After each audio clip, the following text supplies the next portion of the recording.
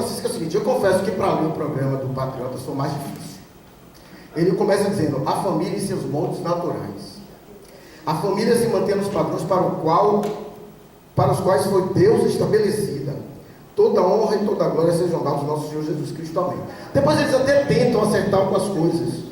Aí vem justamente para a questão da educação, etc. A minha pergunta é a seguinte: a educação que vocês defendem, o aumento de gastos na educação que vocês defendem, é para defender justamente essa educação tecnicista, que torna pessoas em máquinas, que acredita numa família padronizada, que acha que nós somos meramente instrumentos do capital para poder bem satisfazer aos senhores ricos, né? Porque não adianta eu botar dinheiro na educação se eu vou cortar a possibilidade de um debate de gênero nas escolas, se eu vou cortar a possibilidade de um debate sobre a escravidão nesse país nas escolas, se eu vou tornar as pessoas meramente máquinas ao serviço do capital. Aí você pode botar 500 mil dentro das escolas que não vai adiantar, a gente vai reproduzir a situação de miséria da população brasileira. E aí o que eu estou perguntando é exatamente isso. Adianta botar 10% na educação se a defesa do programa de vocês é uma defesa que não respeita claramente as minorias desse país? E só mais um ponto, assim, realmente agradecer essa possibilidade, porque eu acho que a gente tem pouco espaço para fazer debate de política nesse país, tá? Eu acho que é importante a gente deixar as coisas bem as claras. A gente passa por um momento em que a classe trabalhadora tenta lutar, mas que vem se mostrando muito decepcionada com tudo isso que está aí. Eu convido que vocês tentem romper o bloqueio das mídias e procurem conhecer outros candidatos. Existem outros candidatos, existem outras possibilidades, porque de fato o que o Brasil precisa é de uma revolução socialista.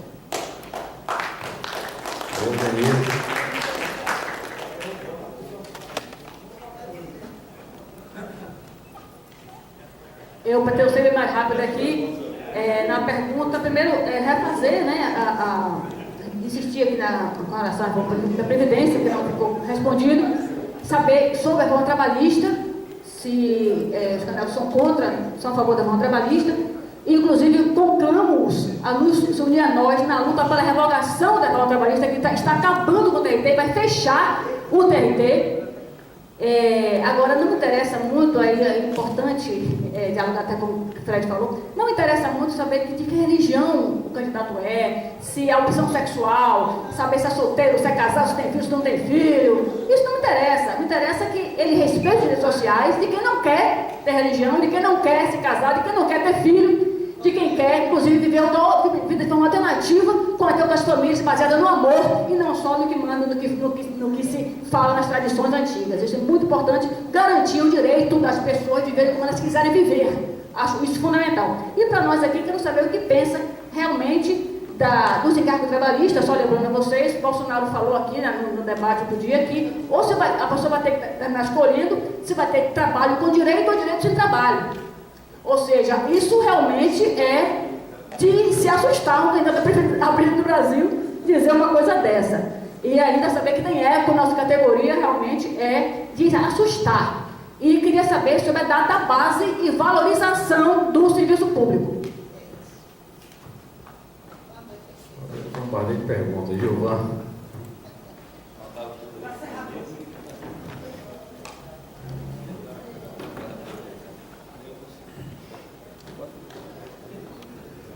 Boa tarde, parabéns ao sindicato pela iniciativa e aos candidatos. Eu cheguei aqui e já estava...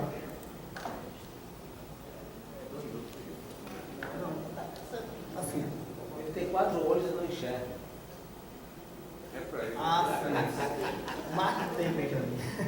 Assim, eu cheguei já na parte final e é uma coisa que me incomoda, eu acho que vale para todos os deputados aí, a forma, a nossa estrutura do Estado, já foi dito aqui, se é Estado mínimo, ser insuficiente. Por exemplo, eu gostaria de saber dos deputados o que é que eles entendem sobre a forma de se chegar ao Supremo Tribunal Federal, à indicação, aos tribunais superiores, se a forma hoje é adequada, se é mais democrática, ou como deveria ser.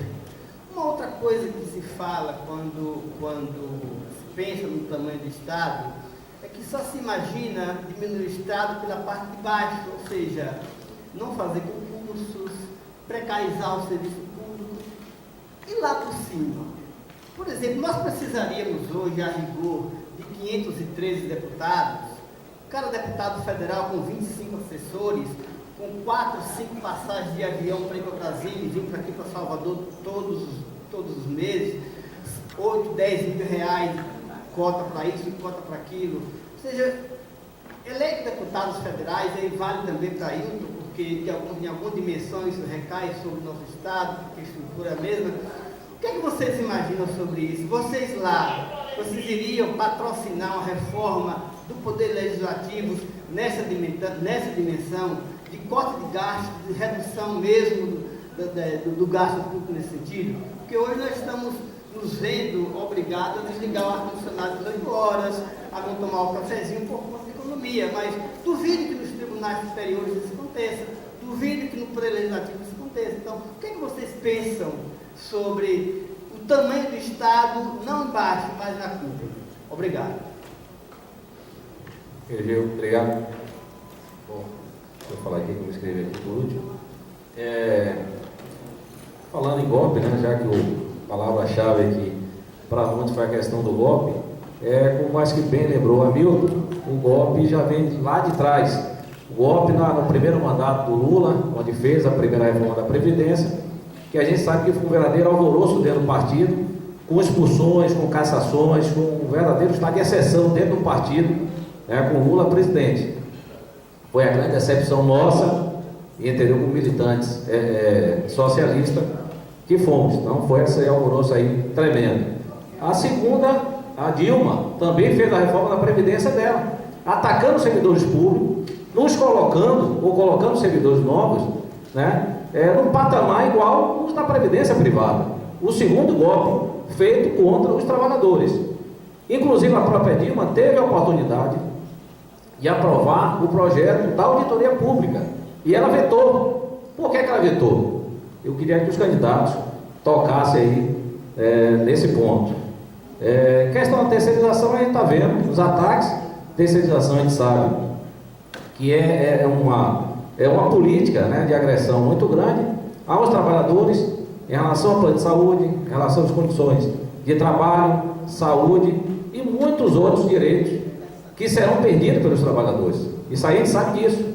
É uma agressão tremenda o processo de terceirização aprovado, e a gente já vê no serviço público, aqui dentro de qualquer outra instituição pública. A reforma trabalhista, queria também que os candidatos abordassem também aí um pouco tempo, mesmo que seja assim uma forma rápida, e a questão da atual reforma da Previdência, qual a visão específica dos candidatos do partido em relação a esses pontos. Ok? Eu me inscrevi fora de hora, foi? Inscrição fora de hora. Você disse que você foi o último, ele ficava fazendo. Você? Sim. Aí tu vem, pô, vem. Desculpe aí. Então, gente, com o Lorival a gente fez O Lorival encerra, mais alguém depois do Lorival? Então encerra com o Lorival aí, depois te abre. É o seguinte, eu trouxe aqui a questão do gráfico do Sindicato dos Trabalhadores da Fiocruz, e eu quero fazer mais uma pergunta em cima disso. O tempo todo o neoliberalismo apregou a história do Estado mínimo. E é por conta desse Estado mínimo, de ter 1,6% de trabalhadores no serviço público correspondente ao número da população, que o Brasil não tem controle nas suas fronteiras, não tem controle na sua área de fiscalização marítima, roda de tráfico de arma, tráfico de drogas, tráfico de criança e exploração sexual infantil, sem ter o devido combate, não exerce uma fiscalização precisa sobre a sonegação, tanto na área da Previdência, quanto na área tributária e em todas as outras áreas. O Brasil é o país que não tem pessoal para controlar e fiscalizar a questão da higiene na produção e venda de alimentos, né? O Brasil é um país cheio, ele parece uma tela toda furada. Ele não tem mecanismo de controle nenhum disso. E isso tudo vem agravar ainda mais com a aprovação da PEC dos gastos. A minha pergunta para os candidatos é a seguinte: todo brasileiro tem dito nos debates, em todos os movimentos, que é necessário lutar por uma revogação dessa PEC dos gastos. Qual é a posição de vocês em relação a isso? Lorival, obrigado. Vamos abrir agora aí 5 minutos para cada candidato, que a gente contempla as coisas diferentes agora e, porventura, algumas que têm ficado do bloco anterior. E aí vocês tentam fazer aí. Vamos começar com o Hilton. O Hilton pediu aqui, porque tem um compromisso de precisar sair, então o Hilton começa aí. Coisa que eu acho que é importante a gente desenvolver ideia é esse sentido, que é o enfraquecimento do Estado brasileiro, a sua capacidade de arrecadação. Eu queria falar rapidamente sobre essa aspecto, porque a gente não trouxe muito, ele está falando de Bahia, e também, né, a eleição para deputado estadual. Eu acho que eu fiquei meio engolido aqui, porque eu exerço deputado federal, né, eu fiquei aqui no meio, mas eu acho que é importante, pelo exemplo da Bahia, a gente discutir um pouco essa coisa da concentração dele. Eu vou dar um exemplo aqui. A Bahia produz 60% do cacau do Brasil, né? Esse 60% vai basicamente exportado para a Bélgica, para a Suíça, se produz o que eles chamam de melhor chocolate do mundo, e a gente compra esse chocolate, certo? Então se exporta in natura o cacau para esses países e a gente consome a produção industrializada deles, certo? A pergunta é a seguinte: por que aqui na Bahia não tem um polo de produção por cooperativas, principalmente de chocolate, né? Inclusive chocolate orgânico, não seja essa coisa intoxicada que o grande capital faz. Todo potencial. Por que não faz? Né? É porque as pessoas não sabem o caminho, existe. Aí a gente vê a campanha da Globo, né? O agro é tech, o agro é pop, o agro é tudo. O que é essa agricultura? É uma agricultura que exporta a riqueza para fora. Isso. Uma agricultura cuja produção pode ser trabalhada no Brasil e distribuir rendimento.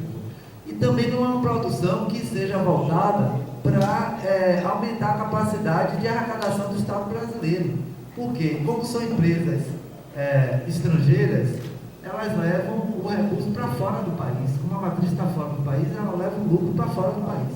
Isso também vai criando dificuldade para que o Estado brasileiro tenha capacidade de financiamento, certo? Então existe, me parece, em relação a esse debate sobre financiamento de saúde e educação, existe uma situação anterior, que é esse quadro de dependência, entendeu, da economia brasileira, esse caráter estrutural de drenar riqueza para fora do país.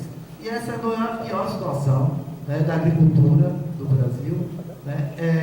Eu acho que a coisa mais escandalosa que se faz com a nossa riqueza mineral, certo? Hoje o Brasil virou um dinheiroduto para fora, né? E com minério de ferro está indo tudo, ouro, diamante, a zona toda, sem nenhuma, o que está se fazendo com a Petrobras, está todo mundo acompanhando, certo? Então a gente está vivendo uma situação de pilhagem completa das riquezas do Brasil, certo? E em função dessa situação, vai prevalecer na perspectiva de reescravização do povo brasileiro.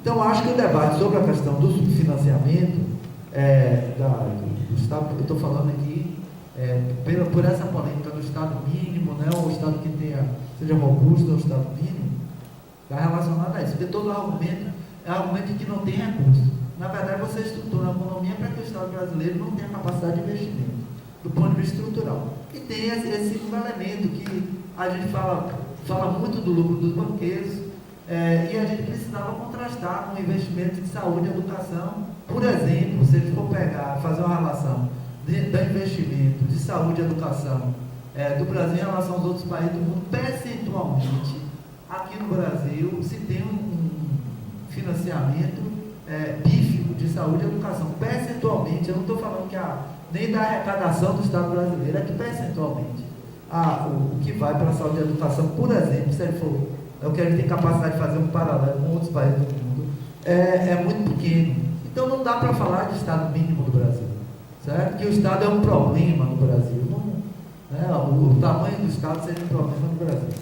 Bom, da mesma forma, em relação a essa questão dos encargos trabalhistas, né, que Denise colocou aqui. Essa dificuldade de se garantir que a riqueza fique no próprio país, circule no próprio país, certo? E ao mesmo tempo que é produzido, é designado fundamentalmente para a especulação financeira, cria essa ilusão, né, de que o problema da economia seria esse conjunto de encargos que as empresas têm, quando na verdade não é. O peso fundamental que existe hoje, a dificuldade para você ter um mínimo de aquecimento na economia é o problema dos juros altos, né, que é um problema pesadíssimo, e principalmente essa questão da riqueza que não circula no Brasil, certo? Bom, em relação ao problema ético, Valdir foi embora, outras pessoas fizeram referência aqui, só para concluir, eu queria dizer o seguinte, eu não saio falando isso por aí, mas eu não tive nenhuma alteração salarial como vereador da Câmara, eu só recebo o equivalente ao que eu estaria recebendo como servidor do TNT, não recebo R$1 a mais. Quem é meu colega, que é do setor lá de pagamento, sabe que todo ano eu vou pegar lá uma certidão, como é que está o meu salário, e apresento no gabinete para discutir coletivamente. Então, não tenho R$1 a mais em relação ao que eu estaria ganhando como servidor do judiciário. Não uso o carro do mandato, que também acompanha o nosso cotidiano. O carro que está aí na porta é o meu carro pessoal. Mas eu acho que isso daí não é o central, sinceramente. Certo? Por isso, inclusive, eu não procuro ficar ressaltando esse elemento, porque existem questões, são questões estruturais, como eu falei em questões anteriores, né, que tem uma maior determinação em relação, objetivamente, que determina esse financiamento do Estado brasileiro, que eu acho que ele precisa dar luz. Então, a questão ética, ao meu ver, está relacionada fundamentalmente, por exemplo, ao que se faz em relação ao fato do Congresso Nacional compactuar com esse esquema do sistema da dívida pública. O principal problema ético do Brasil hoje é a forma como todo o sistema político hoje praticamente compactua com esse problema da dívida pública, e não esses elementos fragmentados, né, que são mais visíveis para a população.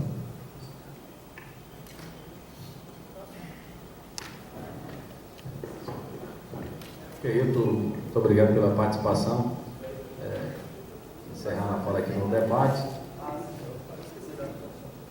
Quem quiser participar do lançamento do nosso comitê, viu amanhã, é o comitê Hilton e Hamilton, no Rio Vermelho, na Praça Nadinha, na Carajé. Vai ser a partir das 19 horas, vai ser uma atividade legal de reflexão política, atividade cultural também, tá bom? Todo mundo convidado. Aqui é o próximo. Candidato Francisco.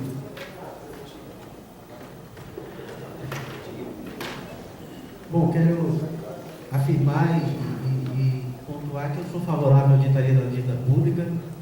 É um dispositivo constitucional e eu acho que se até hoje isso não foi cumprido, é uma violação, é uma omissão dos presidentes que ocuparam esse poder, passando mais rápido, porque tem muitos perdidos aqui. Sou favorável à reforma do Poder Judiciário, inclusive do CNJ.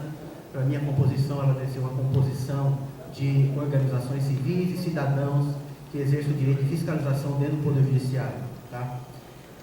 Não acredito em um Estado teocrático, eu acredito sim numa organização de pessoas que foram perseguidas já neste país, que são os evangélicos, os cristãos, e eles tiveram que ascender ao poder político para defender, não os interesses tipicamente religiosos, mas o interesse da sociedade brasileira, o interesse da sociedade dos cristãos. Né? Com relação a... Vou tocar em dois pontos com mais ênfase aqui, que é a questão que Selma pontuou para mim. Bem, o Brasil hoje tem uma educação, na verdade, ela é uma educação desigual, ela viola o princípio da igualdade. Por quê?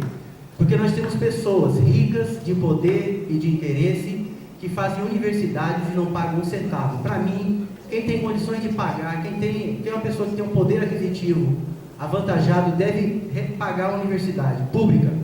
Universidade pública hoje é para pobre e para rico. O rico entra, não paga nada, o pobre entra, deve continuar estudando, o pobre na universidade. Mas o rico, para mim, ele tem que pagar, para mim ele tem que dar uma contrapartida. Entendo também que o pobre que também estuda na universidade deveria também dar uma contrapartida, mas eu não sei em que sentido, isso tem que ser debatido entre nós. Acho que a sociedade nossa tem que ser solidária e não de criar, criar divisões na nossa sociedade para que ela se perca. A sociedade brasileira hoje, em termos de educação, ela está enfraquecida. E, nesse sentido, a auditoria da dívida pública, ela serviria para fomentar a educação pública no Brasil.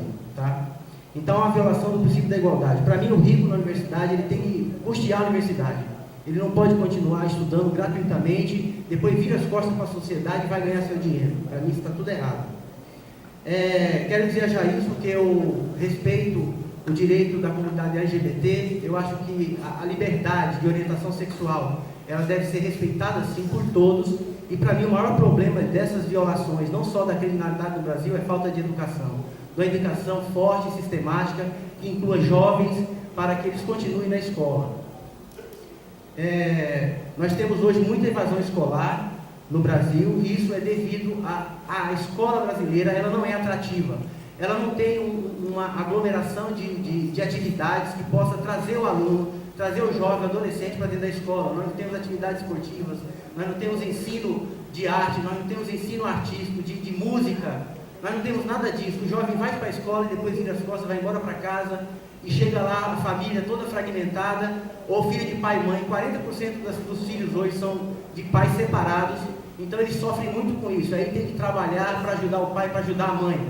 Então isso está tudo errado. Nós temos que buscar uma escola no Brasil que seja atrativa para a sociedade, senão nós não vamos conseguir acabar com essa violência, ou diminuir essa violência que vai atingir todos nós.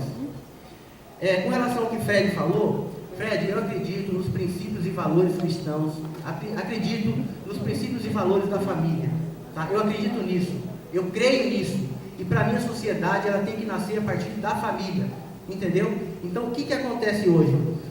Os movimentos ideológicos que se constituíram ao longo do tempo, eles desconstruíram o conceito de família, eles desconstruíram o conceito de casamento, eles desconstruíram o conceito de união estável. E nesse sentido eu entendo que essa desconstrução, na verdade, não é um movimento puramente de igualdade. É um movimento, na verdade, de desconstrução de uma própria civilização. Tá? É uma desconstrução, é uma ruptura de uma civilização. Vai acontecer se as coisas forem colocadas da forma que está sendo colocada, é a destruição de uma civilização. Eu digo a você o seguinte, que a ideologia de gênero na escola não é uma teoria científica. Não existe fundamento para isso. A ideologia de gênero, na verdade, que busca se fazer com as crianças de 6 anos de idade, para mim é uma violência psicológica. É uma violência que se causa à criança, que naquele momento de maior fragilidade dela, em que ela deixa o cuidado dos pais, ela vai para a escola e ser ensinado essas teorias de ideologia de gênero. Ela não é igualdade, é apenas um objetivo maior, entendeu? De estabelecer uma quebra da unidade familiar, porque se cria conflitos na família. Eu acredito no princípio e nos valores cristãos, no princípio da família, e eu vou defender esses princípios. E os cristãos já foram perseguidos lá atrás, mas eles tiveram que ascender ao poder político para defender os interesses dos cristãos, o interesse dos cidadãos, o interesse dos brasileiros. Não vamos defender só o interesse dos cristãos. Eu sou contra o Estado teocrático. Para mim ele é utópico. A pergunta para mim é utópica. Nunca vai acontecer isso. Na minha visão nunca vai acontecer. Nós temos que ter um país com pluralidade de representação. Eu creio nisso. Inclusive com esquerda, com direita, com centro-direita, com centro-esquerda.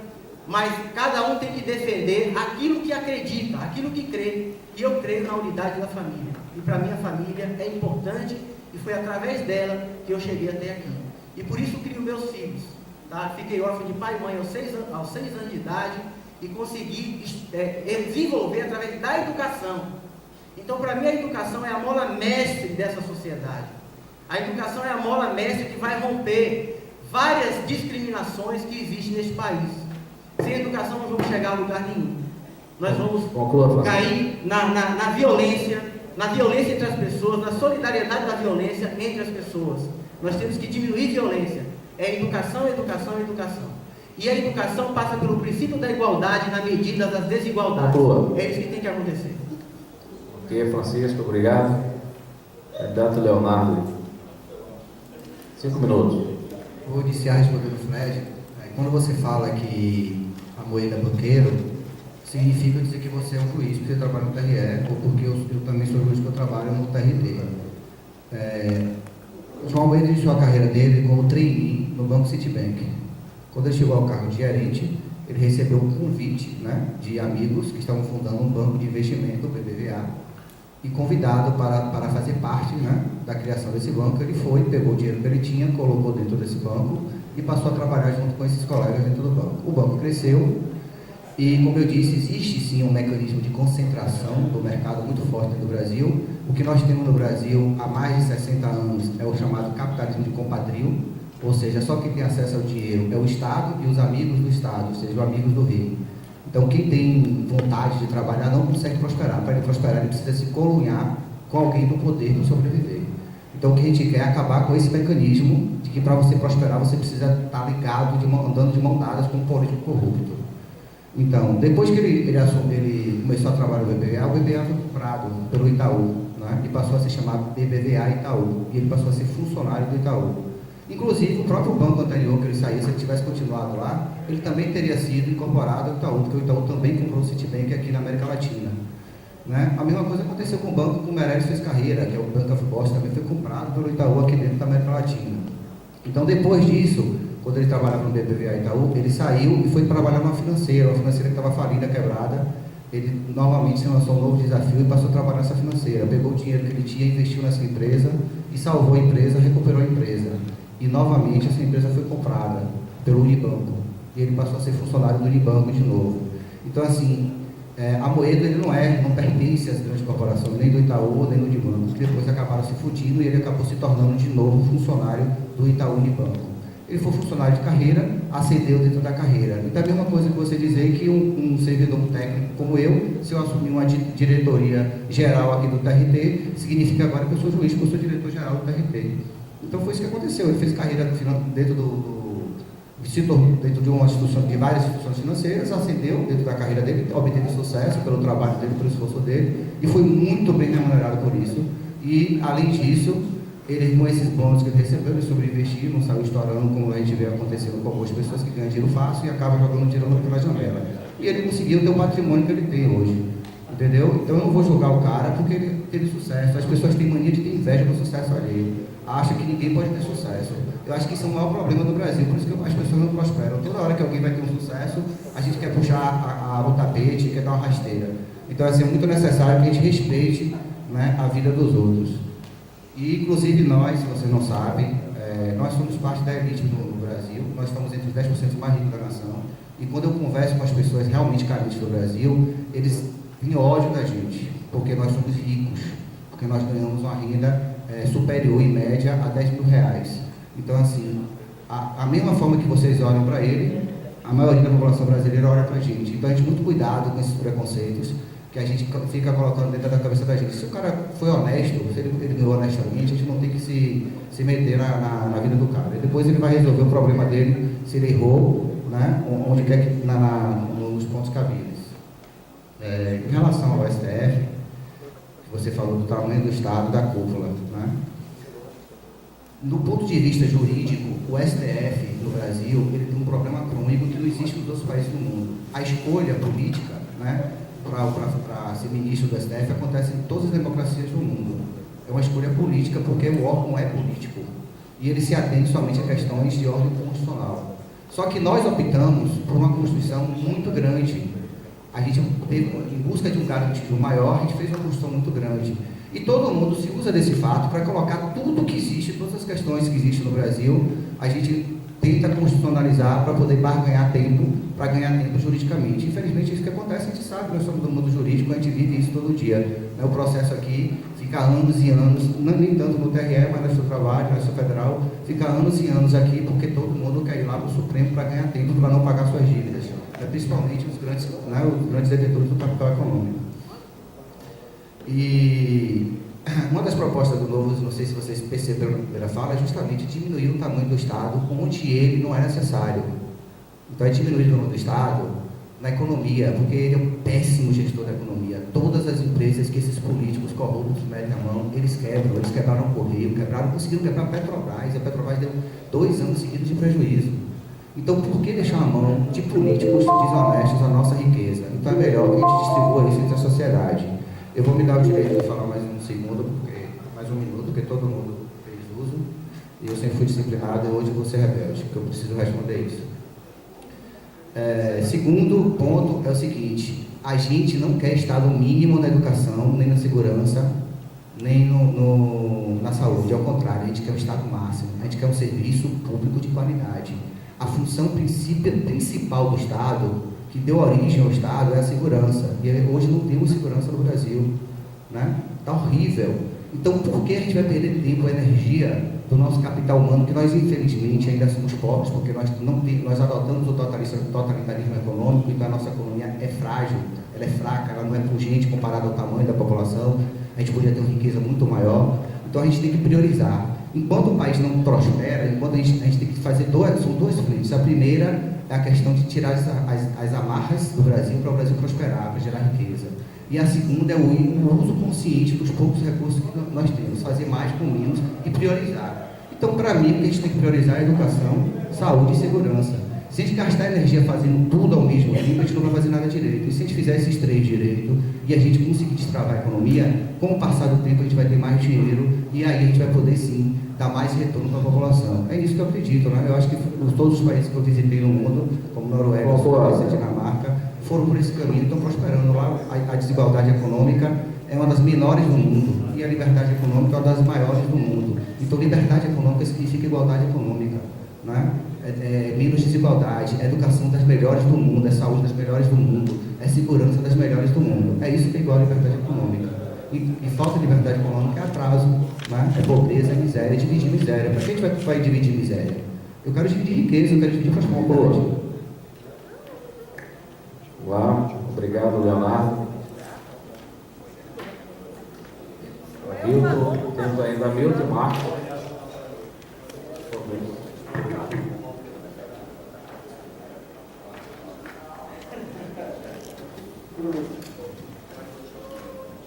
Bom, o colega fez a pergunta sobre a questão do STF. Eu defendo que a escolha de ministros do Supremo Tribunal Federal seja feita por outro critério. O critério do presidente da República, após a morte de um dos ministros, imediatamente indicar o seu ministro de Justiça, numa rapidez como foi aquela, não funciona mais. Eu acho que tem que ter uma participação popular, uma participação dos servidores da Justiça, dos magistrados, uma escolha que não seja uma escolha eminentemente política. A gente já tem essa experiência, tem observado o que é que tem acontecido, né? E da mesma forma que eu acho que a gente tem que tirar da teoria a questão da independência dos poderes. Não existe independência, nesse país não existe independência entre os poderes. Exemplo disso é quando nós tivemos um plano de cargo e salário que foi colocado na proposta orçamentária e o governo simplesmente tirou da proposta orçamentária, ou disse que não tinha, que não ia fazer.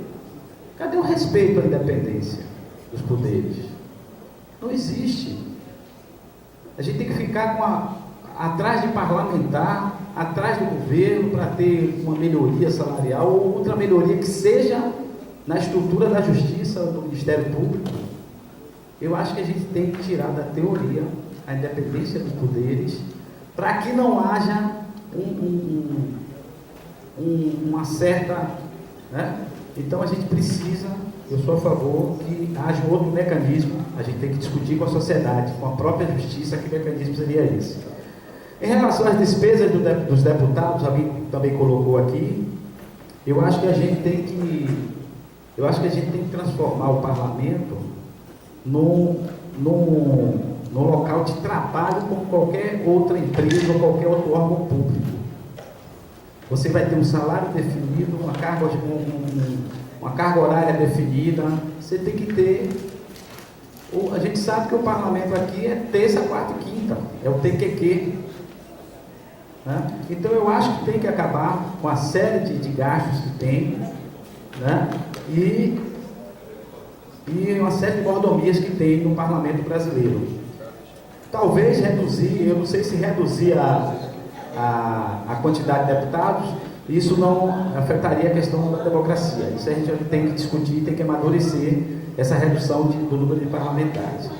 Em relação à PEC dos gastos, ela tem que ser revogada, a PEC dos gastos, e a gente tem que procurar outros mecanismos de controle de gastos. Por exemplo, redução de ministérios, redução de cargos de indicação política. Então, existem outros mecanismos. E mecanismos de controle e fiscalização. A gente precisa fortalecer os órgãos de controle e fiscalização do dinheiro público.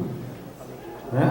A gente precisa, nos pequenos municípios, colocar a sociedade civil para fiscalizar os atos do prefeito e dos vereadores. Porque o Tribunal de Contas e o Ministério Público não conseguem dar conta. Então a gente tem como eleitor de fiscalizar os atos do prefeito e do vereador lá no município. Então, a PEC dos gastos ela tem que ser revogada e a gente tem que discutir outros mecanismos. Bom, sobre a database, eu já tinha dito aqui na minha fala inicial, a gente defende a database para o servidor público, mas não uma database simplesmente como um marco temporal, de dizer, não, tem que dar reajuste todo dia 1º de maio. Não somente isso, porque pode acontecer, como já aconteceu, de dizer, não vou lhe dar 1%. 1% não atende. A gente tem que discutir a database, a mesa de negociação, a valorização do servidor e um mecanismo que corrija as perdas salariais. Então não é só a questão da database. A database, como marco temporal, não resolve. Porque o cara pode chegar lá e dar 1%, 2%. Então a gente tem que ter a database para garantir que a gente vai ter reajuste todo ano. E a gente tem que discutir o mecanismo para apontar valores e percentuais. Bom, finalizo mais uma vez agradecendo a oportunidade de estar aqui e parabenizando o Sindijuv por essa iniciativa que deveria ser, que deve ser, né, copiada aí por outros sindicatos servidores públicos. Só informando vocês, sexta-feira que vem, mesmo debate no TRT do Comércio. E aí eu estendo o convite a qualquer servidor, todos os ramos, estarem lá para fazer as mesmas ou novas perguntas para os nossos debatedores. Agradeço a presença e esperamos que vocês estejam mais agora municiados de questões respondidas sobre quem votar nestas eleições. E estamos aí para